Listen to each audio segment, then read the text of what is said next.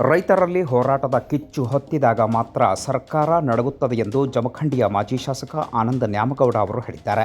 December 16 ಮಧ್ಯಾಹ್ನ 1 ಗಂಟೆ ಸಂದರ್ಭ ಬಾಗಲಕೋಟೆ ನಗರದ ಜಿಲ್ಲಾಡಳಿತ ಭವನದ ಮುಂಭಾಗದಲ್ಲಿ ಕೃಷ್ಣಾ ಮೇಲ್ದಂಡೆ ಯೋಜನೆಯ ಸಂತ್ರಸ್ತರು ನಡೆಸುತ್ತಿರುವ ಧರಣಿ ಸ್ಥಳಕ್ಕೆ ಭೇಟಿ ನೀಡಿ ಸಂತ್ರಸ್ತರನ್ನು ಉದ್ದೇಶಿಸಿ ಅವರು ಮಾತನಾಡಿದರು.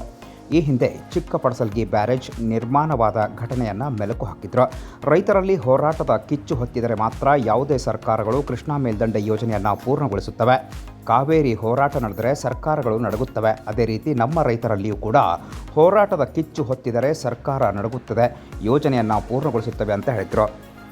ಇನ್ನು ಕೃಷ್ಣಾ ಮೇಲ್ದಂಡೆ ಯೋಜನೆ ಸಂತ್ರಸ್ತರು ನಡೆಸುತ್ತಿರುವ ಧರಣಿಗೆ ಜಾತ್ಯತೀತವಾಗಿ ಪಕ್ಷಾತೀತವಾಗಿ ಎಲ್ಲ ಸಂಘಟನೆಗಳು ಬೆಂಬಲವನ್ನು ವ್ಯಕ್ತಪಡಿಸಿವೆ. ಬಾಗಲಕೋಟೆ ಜಿಲ್ಲೆಯ ನಾಯಕರು ಕೂಡ ಪಕ್ಷಾತೀತವಾಗಿ ಬೆಂಬಲವನ್ನು ವ್ಯಕ್ತಪಡಿಸಿದ್ದು, ಅದೇ ರೀತಿ ಜಮಖಂಡಿಯ ಮಾಜಿ ಶಾಸಕ ಆನಂದ ನ್ಯಾಮಗೌಡ ಅವರು ಬೆಂಬಲವನ್ನು ಸೂಚಿಸಿ ಮಾತನಾಡಿದ್ದು ಹೀಗೆ.